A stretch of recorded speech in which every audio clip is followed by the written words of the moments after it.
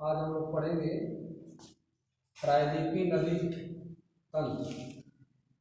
उसके पहले ब्रह्मपुत्र नदी के बारे में थोड़ा सा जान लें। ब्रह्मपुत्र नदी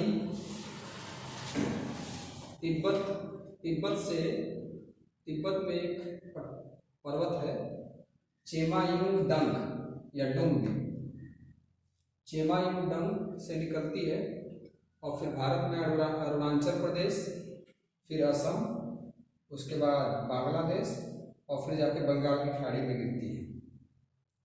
तिब्बत में इसका नाम है सांगपा नदी। अरुणाचल प्रदेश में देहांग नदी पढ़े थे पहले। असम में इसको ब्रह्मपुत्र नदी कहते हैं। जब ये असम में पहुंचती है, तो ये नदी ब्रह्मपुत्र नदी कई भागों में बढ़ते हुए चलती है, आगे बढ़ती है। जब ये आगे बढ़ती है कई भागों में बढ़ते हुए, तो बीच बीच में कुछ स्थान छूट जाते हैं, वो सब द्वीप कहलाते हैं। द्वीप। ब्रह्मपुत्र नदी असम में जब चलती है तो कई भागों में बढ़ती जाती है, बीच बीच में द्वीपों का निर्माण करती है। उसमें से एक द्वीप है माजुली द्वीप, असम में है। ये विश्व का सबसे बड़ा नदी द्वीप है, विश्व का सबसे बड़ा नदी द्वीप माजुली द्वीप। माजुली असम में एक जगह है, जिला है एक्चुअली, वहीं पे ये द्वीप पड़ता है। इसके अलावा भी और भी बहुत सारे द्वीप हैं असम में जो ब्रह्मपुत्र नदी द्वारा बनाए जाते हैं, लेकिन उसमें से माजुली द्वीप विश्व का सबसे बड़ा नदी द्वीप है, समुद्री द्वीप नहीं।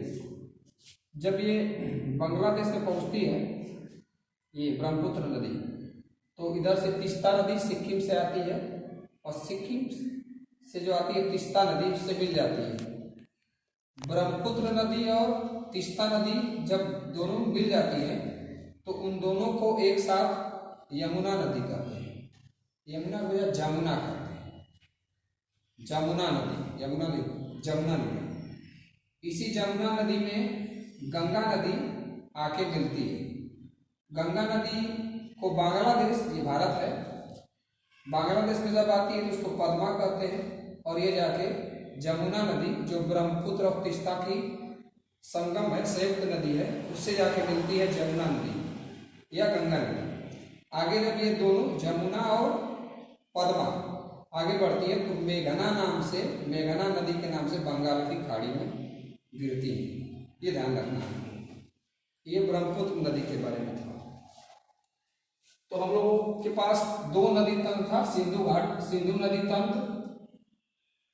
नदी तंत्र और प्रायद्वीपीय नदी तंत्र। सिंधु नदी में तीन सिंधु, गंगा और ब्रह्मपुत्र, ये तीनों पढ़ लिए। अब प्रायद्वीपीय नदी तंत्र पढ़ेंगे। प्रायद्वीपीय नदी तंत्र में भी दो हिस्से हैं, अरब सागरी नदी तंत्र और बंगाल की खाड़ी नदी तंत्र। अरब सागरी नदी तंत्र का मतलब प्रायद्वीपीय नदी तंत्र किसको कहेंगे? जो प्रायद्वीपीय भारत से निकलेगा। सिंधु, गंगा और ब्रह्मपुत्र ये सब कहां से निकलते थे? हिमालय क्षेत्र से, हिमालय से निकलते थे। तो इनको हम हिमालयी नदी तंत्र कहते थे। उसमें सिंधु था, गंगा था और ब्रह्मपुत्र, ये तीनों हम लोगों ने पढ़ लिया। प्रायद्वीपीय नदी तंत्र, प्रायद्वीपीय भारत पहले बताया गया कि पठारों से और पर्वतों से जो नदियां निकलती हैं वो प्रायद्वीपीय नदी तंत्र कहलाएंगी। और ये दो तरह की होती हैं। वो प्रायद्वीपीय नदी तंत्र जो अरब सागर में जाके अपना पानी छोड़ती है उसको अरब सागरी नदी तंत्र कहेंगे, और वो प्रायद्वीपीय नदी जो बंगाल की खाड़ी में जाके गिरती है उसको बंगाल की खाड़ी नदी तंत्र कहेंगे। इसका मतलब ये है कि जो भारत है ये, उसमें जो बंगाल की अरब सागर में जो जाके गिरेगा वो अरब सागरी नदी तंत्र, और बंगाल की खाड़ी में जो गिरेगा वो बंगाल की खाड़ी नदी तंत्र। प्रायद्वीपीय भारत ये है। तो अरब सागरी नदी तंत्र कौन कौन है? तापी, इसी को ताप्ती कहते हैं, एक बार गलत हो गया था। नर्मदा नदी, पेरियार नदी और भी कुछ नदियां अरब सागरी नदी तंत्र मुख्य है। बंगाल की खाड़ी नदी तंत्र में मुख्य कौन कौन है? गोदावरी, कृष्णा नदी, कावेरी नदी, महानदी, पेन्नार। एक और बात, बंगाल की खाड़ी नदी तंत्र में जो नदियां बंगाल की खाड़ी में अपना पानी गिराती हैं वो सभी नदियां डेल्टा का निर्माण करती हैं। डेल्टा क्या है? इन नदियों के द्वारा बहाकर ले जाई गई मिट्टी से डेल्टा का निर्माण बनता है। तो ये सब बंगाल की खाड़ी नदी तंत्र में जो भी नदियां हैं वो डेल्टा का निर्माण करती हैं, और अरब सागरी नदी तंत्र जिनका जल अरब सागर में गिरता है वो एस्चुअरी का निर्माण करती है। एस्चुअरी क्या है? जब नदियां अरब सागरी नदियां समुद्र के किनारे मलबे को ले जाती हैं, मलबे को, कचड़े को, तो उनके मुहाने पर समुद्र जाके मिलता है।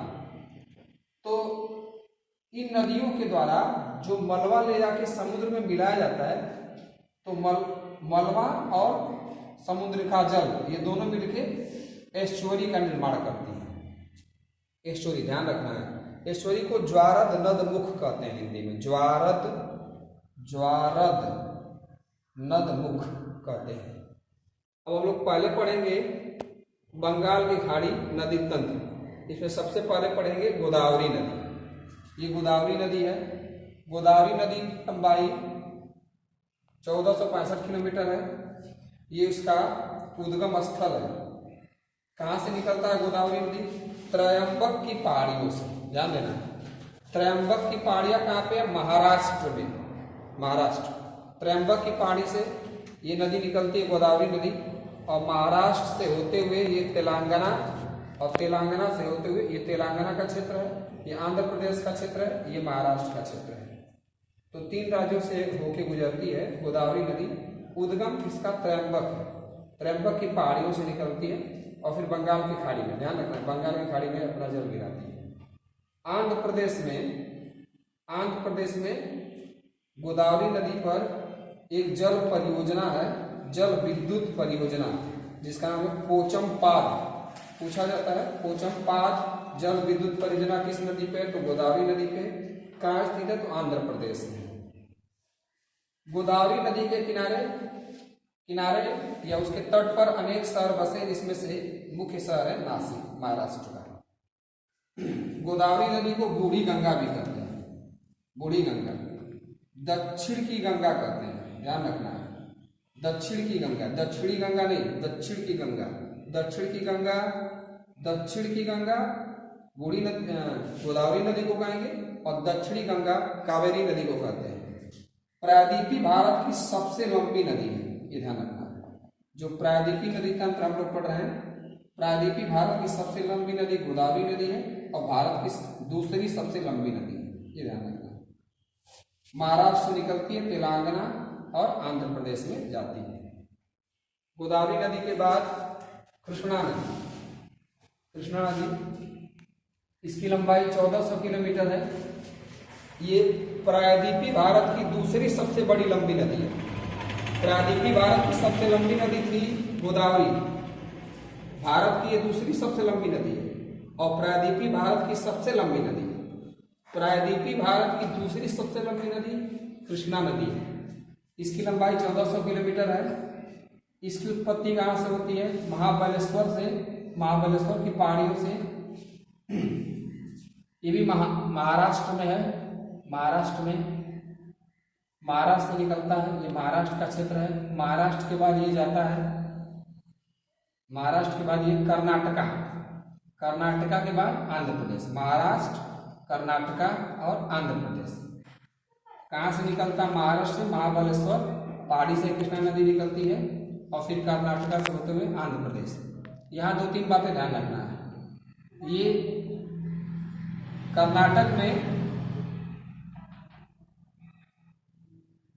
ये कृष्णा नदी है, और कर्नाटक में एक बांध है, ये अलमाटी बांध। ये आंध्र प्रदेश है। आंध्र प्रदेश में एक और बांध है यहाँ पे, नागार्जुन परियोजना, बहुत इंपॉर्टेंट है नागार्जुन। एक नदी आके मूसी नदी आंध्र प्रदेश में कृष्णा नदी से मिलती है, ये कृष्णा नदी है। मूसी नदी आके कृष्णा नदी से मिलती है आंध्र प्रदेश में। मूसी नदी के तट पर एक जगह है हैदराबाद, आंध्र प्रदेश में। इस पे कौन सी परियोजना है? कृष्णा नदी पे नागार्जुन परियोजना आंध्र प्रदेश में, और एक दूसरी परियोजना है श्रीशैलम परियोजना। दो परियोजना है इसमें, श्रीशैलम परियोजना और एक नागार्जुन परियोजना। इसमें मूसी नदी आगे मिलती है, मूसी नदी के तट पर हैदराबाद स्थित है। ये आंध्र प्रदेश का हिस्सा है। महाराष्ट्र, कर्नाटक और आंध्र प्रदेश। कृष्णा नदी भारत की प्रायद्वीपीय भारत की दूसरी सबसे लंबी नदी। कृष्णा नदी के बाद कावेरी नदी। कावेरी नदी को दक्षिणी गंगा कहते हैं। गोदावरी नदी को दक्षिण की गंगा कहते हैं, कावेरी नदी को दक्षिणी गंगा कहते हैं। इसकी लंबाई 800 या 825 किलोमीटर है। ये थोड़ा इंपॉर्टेंट है। कावेरी जल विवाद कर्नाटक और तमिलनाडु के बीच है। पहले हम लोग कावेरी नदी को यहाँ मैप में देखें। ये कावेरी नदी है, कावेरी नदी कर्नाटक और उसके बाद तमिलनाडु, दो राज्यों में बहती है, कर्नाटक में और तमिलनाडु में। कहाँ से निकलती है?